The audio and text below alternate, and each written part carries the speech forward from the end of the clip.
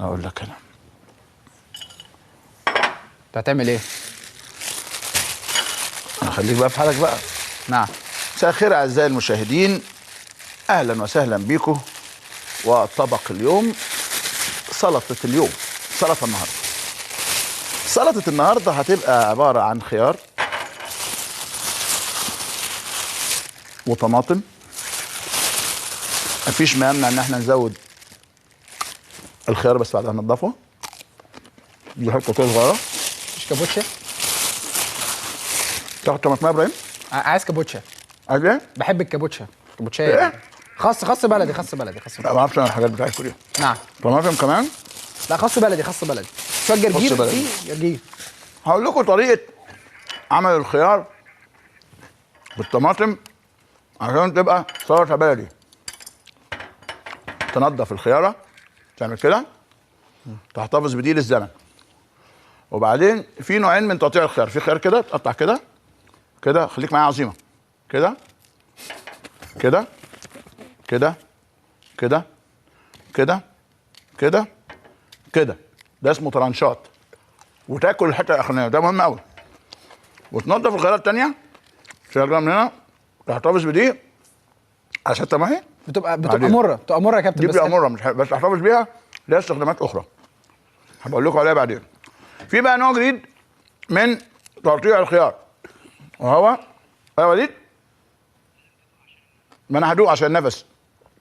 لما نيجي نعمل ملوخيه هعمل لكم الشقه، بس دلوقتي النهارده السلطه. في بقى كده تقطيع الخيار كده، ده اسهل بقى. ده اسهل. ده اسهل اربع وبعدين تقوم جاي مقطعه كده، بسم الله الرحمن الرحيم. ايوه. بعدين تقوم جاي حضرتك مقطعه كده. يبقى انت كده ايه؟ خدت نص المسافه. عملت ايه؟ الخيار في عشان تعمل خيار صغير ومحندق، عشان تختصر الوقت تعمل اتنين مع بعض. الاتنين مع بعض تعملهم كده، او لو انت قدامك وقت يعني وعايز تتسلى وتغني اغنيه في المطبخ، تقوم جاي ايه؟ مقطعه واحده واحده. لو لقيت نفسك تعبان تقوم جاي مكمل كده، هم هم هم هم هم. ده ايه؟ الخيار. اما بالنسبه للطماطم حضراتكم تعملوا كده، تقولوا كده ايه؟ الراس دي برضه خلوها عشان لها مناسبات اخرى. كابتن انت خلصت السلطه يا كابتن. انت لا لسه والله، لا لسه. انت خلصتها يا كابتن. ده مش هناكل حاجه. لا والله. بص يا ابراهيم، دي فيها طماطمايه. ماشي. وخيار باعتبارك لسه ناشئ صاعد. فانا اتنين وانت واحده. طيب ماشي كده؟ ان كان كده ماشي. الطماطمايه بقى حضراتكم تقوم جاي عاملينها كده، بسم الله الرحمن الرحيم، بسم الله الرحمن الرحيم، بسم الله الرحمن الرحيم، كده. ونقوم جايين مقطعينها كده. انا بشوف كده مراتي بتعملها كده، بس انا بعرف اعمل سلطه عشان ما اقولكوش يعني. تقوم جاي بقى مخرطها كده، حته حته حته. بعد السلطه نحلي، وبعدين ممكن يا ابراهيم تقوم جاي عامل كده. بقى على فكره في تفرقه عنصريه، السلطه عندك ومش عندي. لا والله السلطه عندي، انا ما عنديش سلطه هنا. انت شغال على حسابي. طب ثانيه، هعمل رز انا طيب. نحط الرز على النار. بص بقى، نفضل تقلب فيها ونحطها على النار شويه لحد ما تستوي. اللي عايزين رجيم يعملوا كده بقى، يعملوا كده ويعملين ايه؟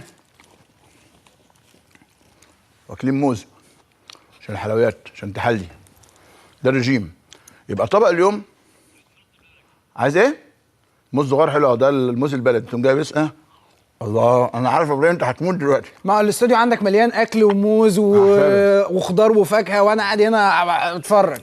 يا عظيمه، ده ما تمامكش اللي جنبك، خليك معايا. خد ده كده، ده الموز. لو حد ما يحبش الموز، في بلح احمر وفي بلح اصفر. وبعدين تقول الحمد لله، تغسل ايدك وتروح لفاصل، وبعد الفاصل نرجع نكمل الطبخ.